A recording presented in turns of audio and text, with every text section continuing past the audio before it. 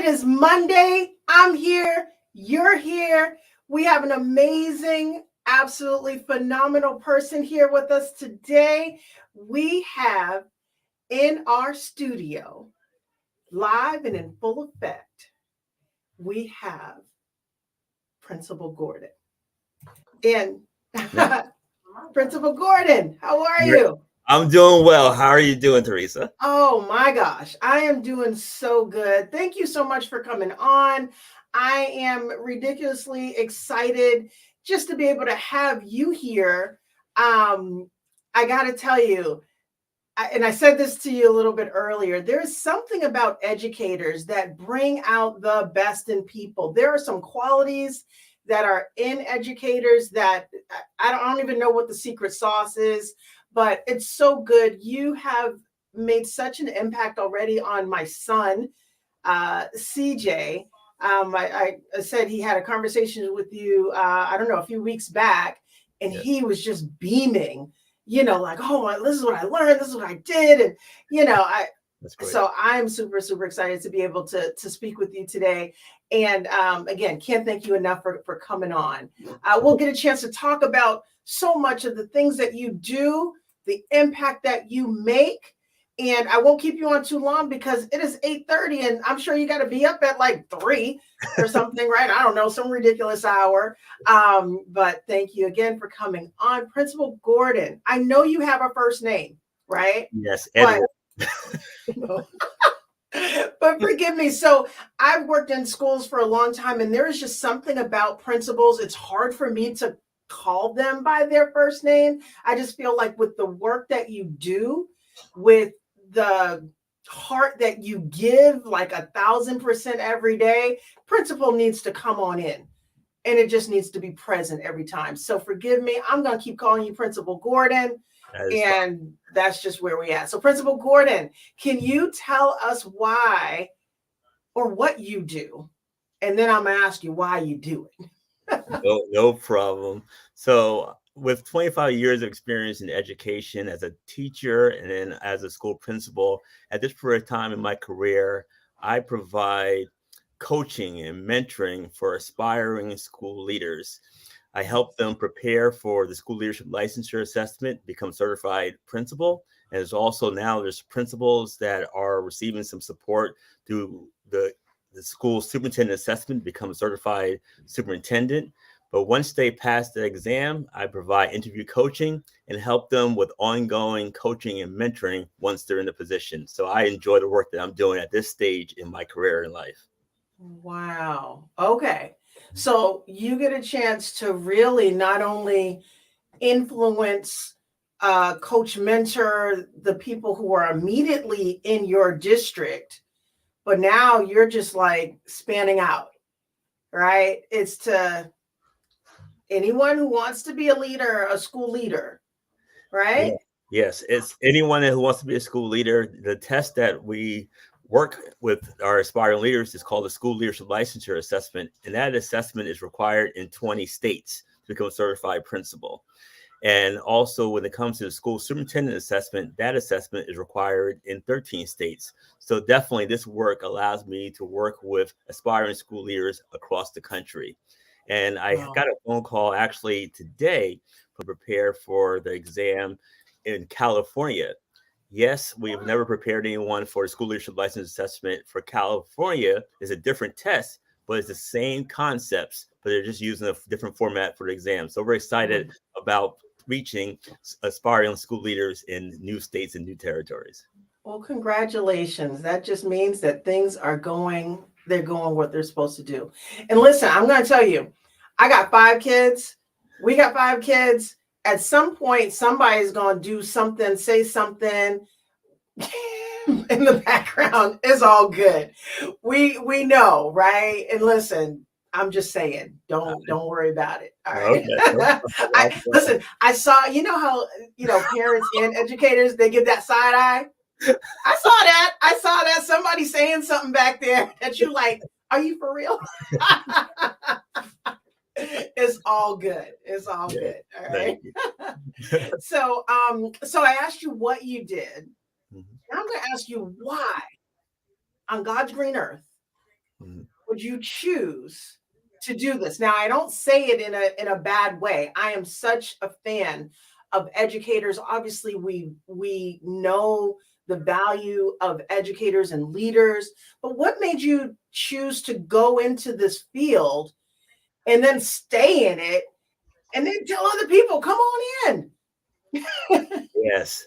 So that's a really great question because it's really, I'm at two stages in my career. Okay. Okay. So the first part about is actually getting into education. For Hmm. me, I have a mother who served 35 years in education as a family consumer science teacher at Passaic High School in Passaic, New Jersey.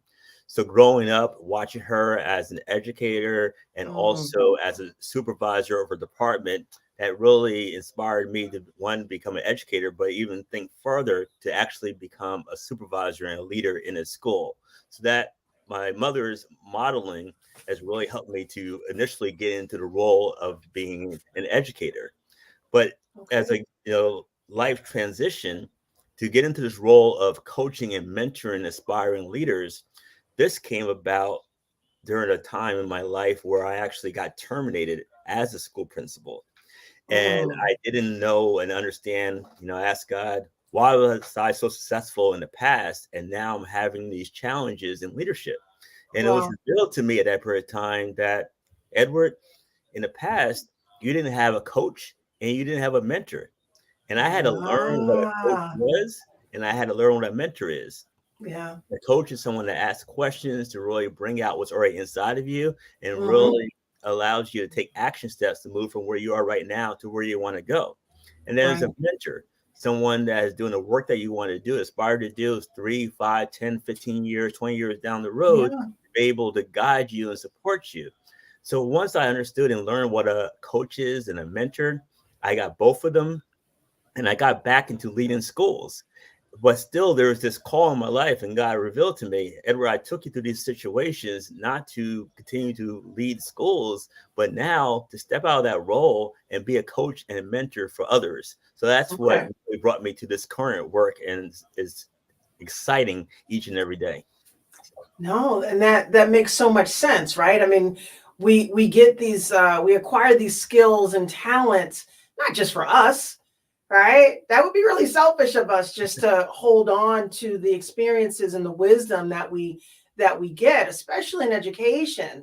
Um, so yeah, that just makes perfect sense. So thank you so much for doing that. And like I said, I have the highest regards for teachers. I think that I got many opinions in this that no one asked me for, right?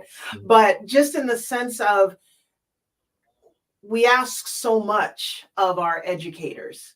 Back in the day, I think about like when my mom was in school, it was, reading, writing, and arithmetic, right?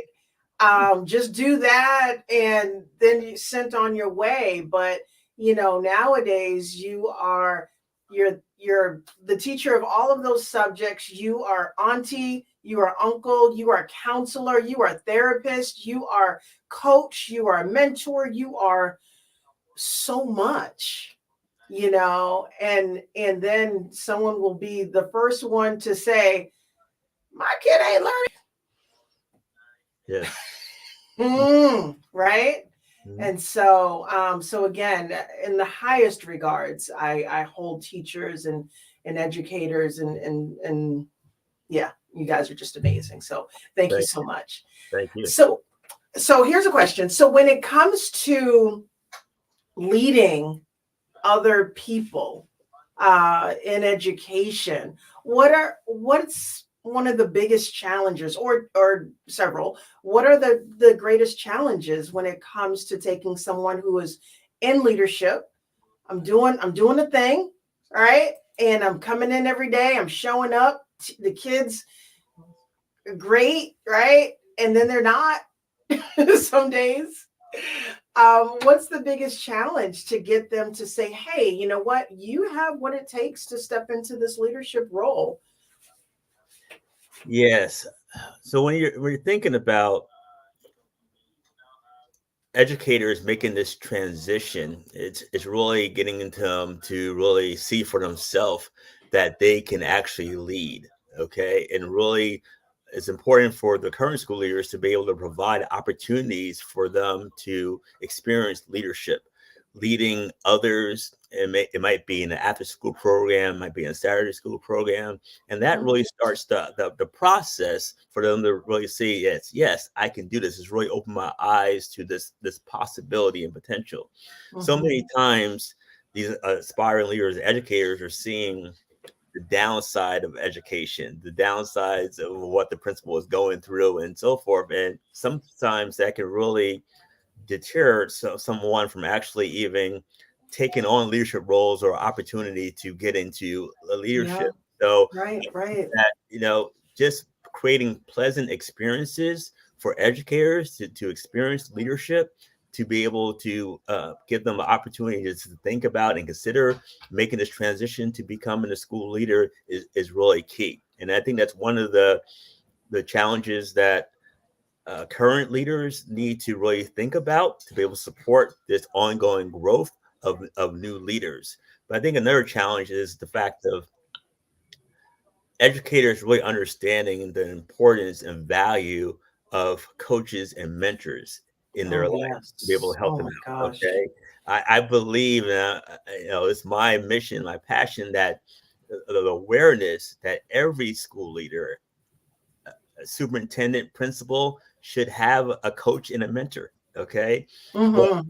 times, just the way that the mindset is right now is that I can do this on my own. I don't need anyone else. I have enough. Okay.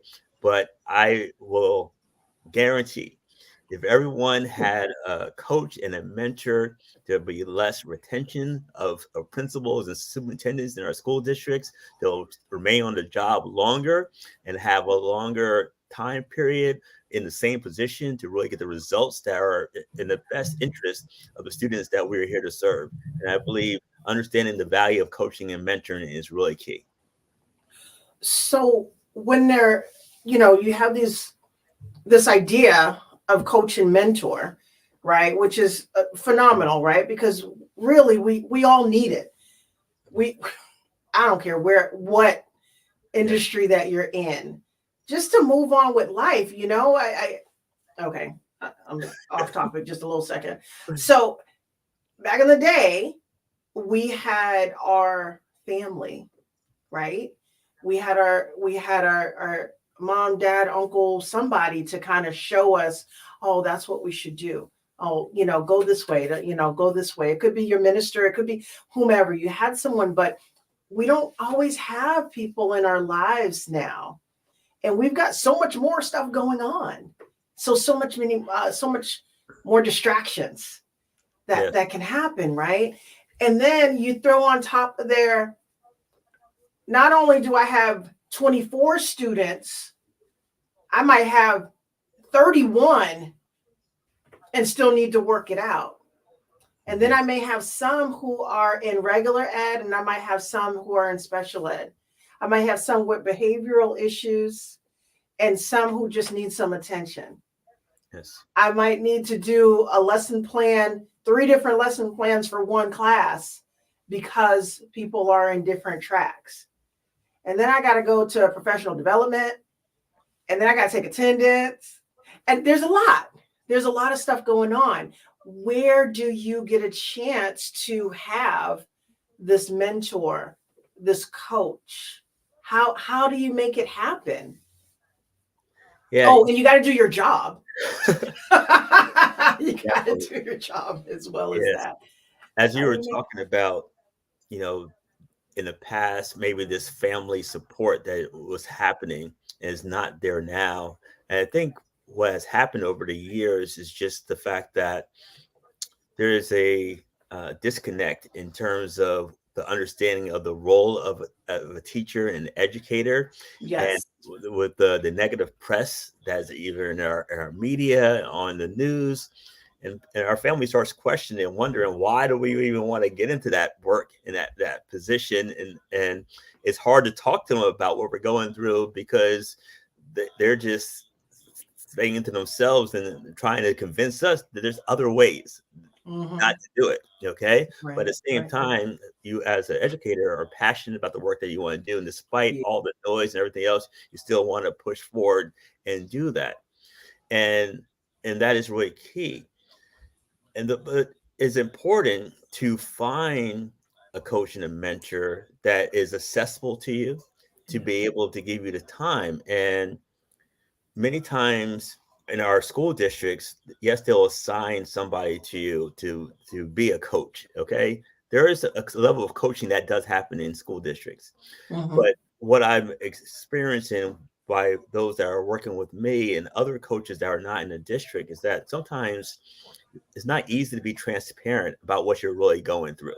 Okay, Okay, and I'm gonna need to talk about that because that's for real, real. yes, because because there's this fear that if I'm really transparent about how I feel and what I'm going through, that it might be incorporated in my observation in my end of the year review. Right. So there's people that are they're holding things into themselves, or because of these bad experiences with a coach, they shut down so much they don't even seek outside coaching. Yeah. So when you're working with a third party coach like me, I'm not associated with any school district. Most people they hire me because they understand the value of coaching and mentoring. And with that, Mm-hmm. they're fully transparent with me about what they're going through in Awesome. the classroom, in the school, even in their personal lives. Yep. And with that, I'm able to coach them and bring them to their own awareness and aha moments and really give them action steps to be able to move from where they are to where they want to go. But also as an opportunity for them to explain what's happening to them from the leadership above. It can be assistant superintendent, superintendent. It could be board members that Yeah. are are hindering their growth. And it's an opportunity for me, by not having a connection with a superintendent, not having to report to them, to be able to give them some strategies to help them really coach up and influence those leaders that are above them so that they can actually do the job that they were called to do and really get the results in the best interest of the students that they're there to serve. No, that is fantastic. And it is very real, right? Because you do have to kind of you got to put on a face. Because Mhm. if we said, I say we because it's been so much a part of my life to be in the schools. So I'm just gonna keep throwing myself in No there. problem. And So we accept you. I appreciate that, right? Um, but it's really hard when you go through your day and you get another class that comes in and someone says something and they don't know what you went through the night before. Because what I realized maybe a year after high school, I'm like, my teachers have feelings. Look at that. They actually put on their pants the same way that I do. And, they are real people that Mhm. have real things going on. And yet they gave me so much. Yes. Their time, attention after school, before school, email, all of this stuff. And they kept giving and they celebrated when, when I did great. Our son came home today. He's in fourth grade Mhm. and he got 100 on his states and capital test. Right. And he was just came up to me. He was like, I got something to tell you. And he was just so excited, right? And it's those moments, obviously as a parent, you're feeling pretty good, but as a teacher, you know, it's one thing if your whole class doesn't pass, right? You're just like, really? Because I put forth the same effort. I did. But when they do, that's the thing that, like you said, your family and friends may not be able to understand Mhm. that reward. What have I done? How have I transformed someone's mind and their Yes. mindset about them, about themselves? And so again, I will always applaud the thing. I don't forgot what I was talking about. I had a question in there. I don't know where it is. I got lost in the sauce, but it's always a thank you. Yeah, Um, I appreciate it. And I'm just glad that your son is not on this broadcast. and we're doing a competition based on the states and the capitals, because he will definitely win BBL. Listen, I was a couple of them. I was like, wait, what? That's not it. What was it? Is it a Maine? Is it Augusta, Maine? Oh, okay. And I Yeah. thought it was Burlington or something. I don't know. But Well, anyway, that's, yes, I wouldn't have done as well as he has done today. no, no. In fourth grade? What? No, not having it. Not having it. Um, so again, I think we were talking about mindset, right? I think we were talking about or maybe at least that's where I was going. The mindset that needs to happen with the educator themselves, like because they've got so many different things going on. Can I be a leader? Can I do more? You know? And I think that's where I was going. And I think you answered that question. It's like with experience, with all the different things that happen, Yeah. that 5 year that those 5 years count. Yeah. It does. Yes, definitely. And I think that, there's a lot of talk about race and gender when it comes to Black males in education. And Mm-hmm. I think the probably most recent research is like 1.3% are males in education across this country, which is a very low percentage. Whoa. The situation is the fact of, they're even as Black males asking the question, can I do this? Okay. Because in my opinion, and the conversation with others is about the limited support, okay, the limited mentoring for our Black males in education to really stick through some of the challenging times and the challenging experiences to stay in the career field for 5 years or more, and even get opportunities to lead various activities within the schools, to even consider moving into becoming a school leader.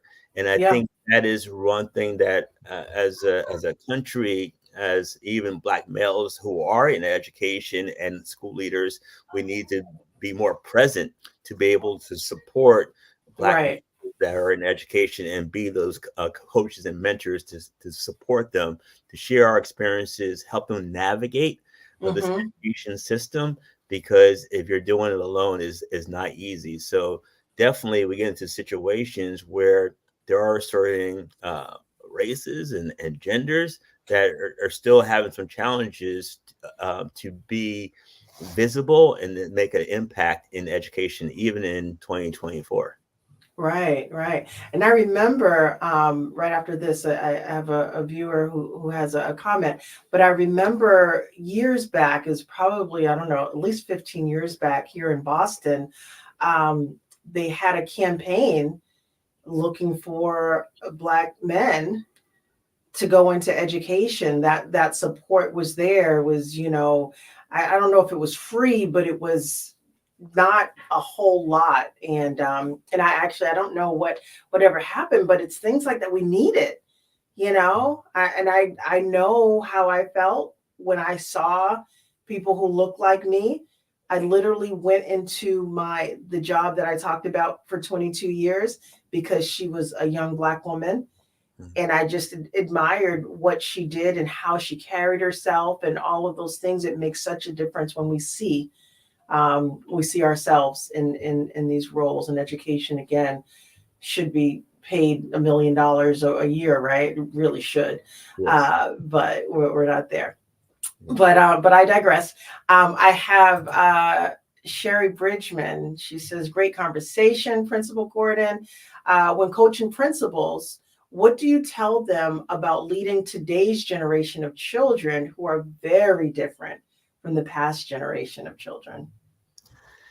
Yes. One thing that, when it comes to leading these new generation of children, we have to really take time to really learn about the generation, and Mm-hmm. really take time to be involved and really ask questions and listen to their music and even watch some of the shows. Some of the shows and music might not be something that you're going to listen to all the time. Mm, Every once in a while, you need to listen to what they're listening to. You need to watch what they're watching. You need to learn about their interests, and that's where it is really key. If you're staying in education, you're going to see various transitions right. with technology, music, the arts, interests, clothing, dress, and it's important for us to stay connected. Okay, not the fact that we are Generation X and really in schools and we're only going to listen to certain music and not understand the music that is happening now, the conversations that are happening now. It is really important for us to be intentional about having conversations with the Yes. children, but also have a conversation with the parents of this new generation as well to understand exactly what their challenges are in terms of supporting their children are different from the challenges that we have as parents and our parents had with us. So the awareness of the various generations is really key. Right. The generations also you can see in schools. There are some schools that have 5 generations of staff members in Mm, in the building. okay. You're right. Okay? So that is important to understand. So the generational gaps and generational awareness is really key, not only for our connection with the students that we serve, the Hmm. parents that we serve, but also for our teachers and staff as well. You're right. You're absolutely right. So probably Motown probably wouldn't go over so well playing it in the classroom all the time, right? But it's definitely good to for them experiencing exposure to it Absolutely. is definitely key. Yes. No, you're right. All right. Well, thank you so much for that. And I know that's a challenge for all of us, not just teachers, but parents, right? It was just kind of like, what kind of foolishness is that? We could have that mindset, but if we don't take that time just to really learn and accept and hear what it is that they're trying to express, then we lose out.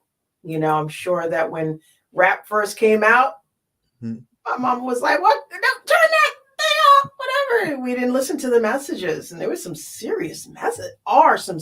messages that are happening, that are going on. So you're absolutely right. Gotta okay. I'll pay attention more to what my kids are Yes. listening There's some to. serious messages that are happening now, but That's what I'm saying. we're listening to the beat so much and not taking the opportunity to slow it down and listen to the words that our children are actually listening to. There's a lot of messages that are coming to the music right now that is affecting their mindset and the way they think about life. Yeah, okay, that's a whole other podcast. Yeah, okay. Don't get me started. Don't get me started. Just one thing that's super important to me. Like I feel like I am like, like Captain America, defender of teachers and making sure that they get what they need, right? Mhm. And so I think about our work life harmony with teachers, and we touched upon it a little bit. There's so much that's demanded, that's asked for, and even if it's not asked for, it's just something that the specialness of educators give. Yes. How do you encourage them to have a harmony in their work and their personal life, and every walk that they have to go through? How do you get a chance to influence them in that way? Yes. So thank you, Teresa, for utilizing the terminology of work-life harmony. And many times in education, they use the phrase work-life balance.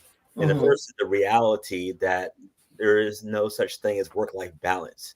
There's not 8 hours of sleep, 8 hours of in the school, 8 hours with the family. That is not happening. Okay. Yeah. Work-life harmony is really important.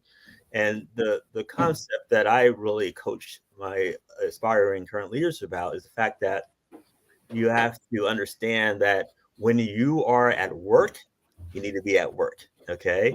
And when Hmm. you are at home, you need to be at home. And you need to be able to model that as leaders for your staff. It's sort of, Mm-hmm. usually a lot of staff members will have, uh, principals will have like a Sunday evening email that goes out to their staff.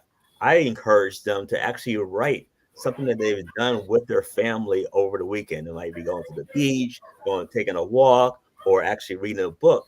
It's important for you to model that.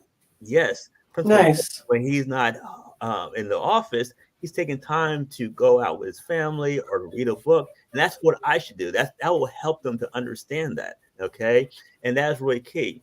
And this is a conversation that needs to happen with your staff as well as with your family as well. Okay. So Right, family right. understands that when I'm in the school building, unless there's an emergency, I'm at work. Okay. And we are focused on that. And when I'm Mm-hmm. home, I'm going to be focused on your day and everything that's happening there. And it's also Mm-hmm. for the staff to understand it as well, that when I leave the office, yes, you can send an email, but probably for the most part, I'm not going to read it until the next morning. And you have to model that. Okay. And that is really, Mm-hmm. and everybody has to understand that as you're moving forward, that if you don't, it's going to cause some health challenges for you. Okay, imbalance in your life. Mm-hmm. It's going to cause some tension at home. It's going to Right. affect, and when you're at work, you talk about all these challenges, things, distractions that come to you. If you're in the classroom and you're thinking about things that are going on at home, it affects your performance as a teacher and as also as a Absolutely. school leader. Okay. You go into school because things are happening at home and you're blowing up at everybody, staff, parents, and they didn't do anything. Okay. And it's only Right. 8 a.m. So it's really important to understand harmony, understand wherever you are, put your full energy behind it and stay focused on that. But when you walk out of that school building, you're at home. And when you go in the morning, you're at school. And that is something that you got to continue to work, develop, and communicate with all stakeholders on both sides. Right, right. And I love that word continual. Because it's not a one and done. It's definitely not in your first year. Um, because you're learning the craft of it. And so there's that time period where you may have to put in a little bit more, effort into the lesson plan or, the curriculum or things like that. There are going to be times you're going to learn something new. There's going to be something different. You're going to rise up in leadership. And so there are definitely going to be times, but figuring out, like, again, as teachers, you go into this, as educators, you go into this not for the money, right? That's not going to happen. But for the reward of really being able to have that incredible influence, on the next generation and the next generation and the next generation. Like you said, there could be 5 generations in that building, and your sphere of influence could be on all of those 5. So it is, again, kudos to you guys. I really, really appreciate it. But listen, it's getting late. You need to go to sleep. Yes. But before I let you go, uh, super, super important. There are going to be people who want to do this, who want to rise up in leadership and education, who want to grow and to find a mentor and to find a coach and to, and they may not know where to go. Give me a solution. Where Yes. should they go? They can directly email me at Coach E.W. Gordon, the number 2 at gmail.com. I will definitely welcome to have a conversation, learn more about you and where you are at this period of time in your career and your goals. And here at Gordon Leadership Academy, we're definitely here to support you on your journey. I love that. And you don't have to be. You're in New New Jersey, you said? Jersey. Yes. So you're in New Jersey, but I love, like, how you opened up. You're talking to someone in California. I think you talked about someone in Nigeria or from Nigeria. Like, you listen, you all over the place. The world gets to be a little smaller with technology. And so thank you so much for providing your direct email. And what I would say to anyone who has ever stepped foot in the educational realm, thank you for what you do. Thank you for all that you are. Thank you for raising them beautiful children and sending them to school with hats and gloves and books and all that stuff, because it takes a village. And Yes. so thank you. Thank you so much. Thank you for being here. Thank you. Principal Gordon, you're amazing. Keep doing your amazing work. Have an amazing night. Get some rest. I will. Thank you very much for the opportunity. All right. Good night. Good night.